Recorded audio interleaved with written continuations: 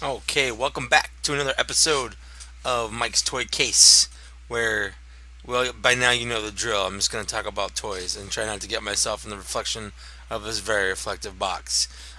This is number 4. This is the last figure in the first wave. As you can see, it is R2-D2. As you can see, he comes with a few accessories. That being said, I'm going to be completely honest, it was really hard to spend $20 on this guy. I think I actually ended up spending less. But if you're a collector, obviously, I'm just going to come out and say this. This is one that you should have in your collection because it's R2 freaking D2. If you just want to collect some cool stuff for some reason, uh, yeah, I mean, this is okay. This is a definitive R2, I guess. So let's get into it, and then you can make your own decision up. I'm going to go ahead and go to the back here, like always, and read you the back. This is number 4, R2-D2, obviously. R2-D2 is a plucky and loyal astromech droid that takes part in many of the momentous events in the galaxy. And then the quote here is beep beep, why eat, bip beep boop, which is, I guess, a line that R2-D2 says. I mean, so far all lines have been what the characters say, so I can't go back and prove that wrong. And then you do get the outline picture of Princess Leia and R2-D2 here, a very iconic scene from A New Hope. So I guess this is A New Hope R2-D2, but really it could be any of them because he comes with things from all the movies. Let's go ahead and get him out of the package, and I will show you what I mean. Okay, so here's R2-D2 out of the box. You can see he's very small. He's literally about half the size of the normal 6-inch figures. And I have to say, I say 6 inch. It's really not. Every figure is not 6 inches. It's a 6-inch scale. Luke Skywalker is not as tall as like Han Solo, and he's actually shorter than a stormtrooper. I looked that up. I didn't look it up. I put Luke Skywalker next to a stormtrooper, so he is short for a stormtrooper, which I thought was funny. Princess Leia is really short, and R2-D2 and Yoda are super short. So it's hard when you get super short characters like this to feel like you want to pay the full $20 for it, but it does come with a bunch of accessories. Real quick, I just kind of want to go over the sort of articulation and hidden things that he has. So first things first, he does move his little astromech arms, and he does have some articulation here. So when you bring down his leg, so he can't keep his feet on the ground, which is pretty cool, and I'll get into that. So if you want to lower his third leg here, all you have to do is turn his head a little bit, and then that folds down, and these fold back, and you've got R2 back here. And you know what? Before we move on, let's go ahead and get his first accessory on, because his first accessory isn't an accessory at all. It's literally just the sides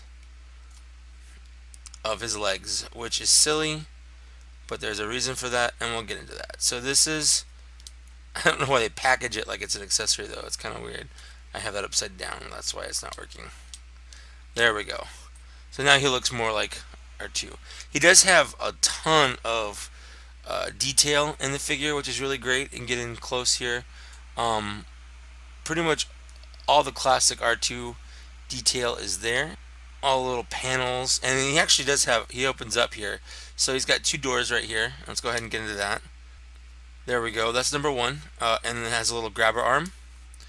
So just like he he plays keep away with Yoda, kind of. Where he's trying to get the little thing back. Anyway, so that's that. And the other arm, the other one, is his. Come on. This one does. This door does not want to stay open like this one does. It's kind of annoying. But this one is his little robot penis, because this is what he sticks in basically every computer he finds. R2-D2 is a little loose, and he will jack in with any computer. So there's that, which is pretty neat because if you're gonna have a definitive R2, you really need that stuff. The other thing he does, obviously, his head turns like an R2-D2 should. The only downside, he does control the length of his third leg there. So if you want to kind of mess with it, you're going to move his leg, which is kind of a bummer. Um, the other downside to this is all of his little accessories that I have here. they kind of pop open here. So these come right out. And I've had him fall off a shelf or something bumped into him, and these disappear super easily. In fact, when I was pulling them out of the package here, uh, one popped off, and I had to spend a couple minutes searching for it on the ground. So these like to come off for like no reason at all, and that's great. Let's go ahead and get his third leg retracted up because I actually like R2 better in his two-legged mode. I just think he's cuter, I guess, is so let's go. Let's get into his accessories. So the first accessory, it's something he never used in the original trilogy, and those are his rocket boosters. So these little parts come off, and these little parts snap on. It's very easy to do, which is nice. But these are his little rocket boosters that he uses in episode 2 and 3, and he was actually supposed to use in episode 1, but that got cut. Fun fact for you guys, I guess. So, little rocket boosters, I guess. Like I said, this is sort of a definitive R2. Like, I don't see them ever releasing a different R2 in this line because this pretty much covers most of the movies here.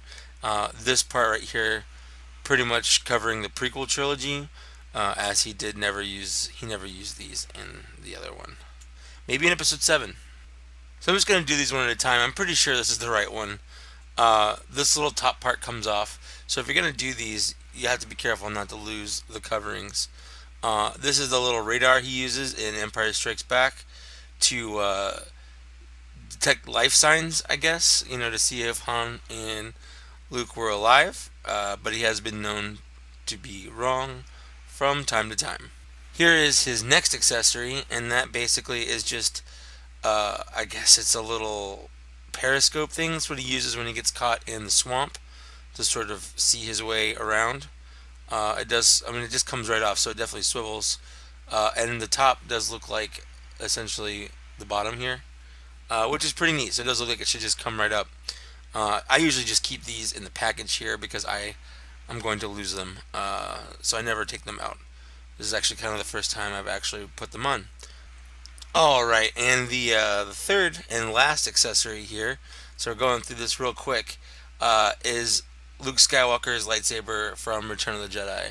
Right before he kind of shoots it out, this just slides in and it gets stuck in there. It's really hard to kind of just push in, and I don't know if I don't. No, it definitely doesn't go that way, but it definitely likes to get stuck in there. That's about as good as it gets. So I wish you could actually just kind of store it in there and then put this back on, but you definitely cannot. It does not go that deep. So this would be from Return of the Jedi. So again, he's got accessories from the prequels, from Empire Strikes Back, and from Return of the Jedi. And I suppose just him would be from A New Hope. So he pretty much encompasses all of the movies, which is pretty neat. One final thing about this figure, I forgot. He does have wheels on the bottom, so if you do put all of his feet on the ground, he does roll. But I mean, honestly, it's not too. He doesn't roll that well. Um, it's not a reason to go out and run out and buy this figure. With that being said, this will be the end of my R2-D2 review. Definitely, if you're a collector, if you're going for the whole collection, this is one you're gonna get. You're gonna need it because it's R2-D2, and he's an integral part of the characters of the Star Wars. So definitely recommend picking him up. He's a decent little figure, but again, I do feel like he's not really worth the 20 to pay for him. If you get him cheaper, awesome. He's not a bad figure, just maybe not worth the $20. But out of the first four, he's definitely the weakest. So with this, that concludes the first wave of the Star Wars Black Series. Next, I'll start on wave 2. Thanks for watching, and we'll see you later. I guess I'll see you later because it's just me here doing this by myself. Bye!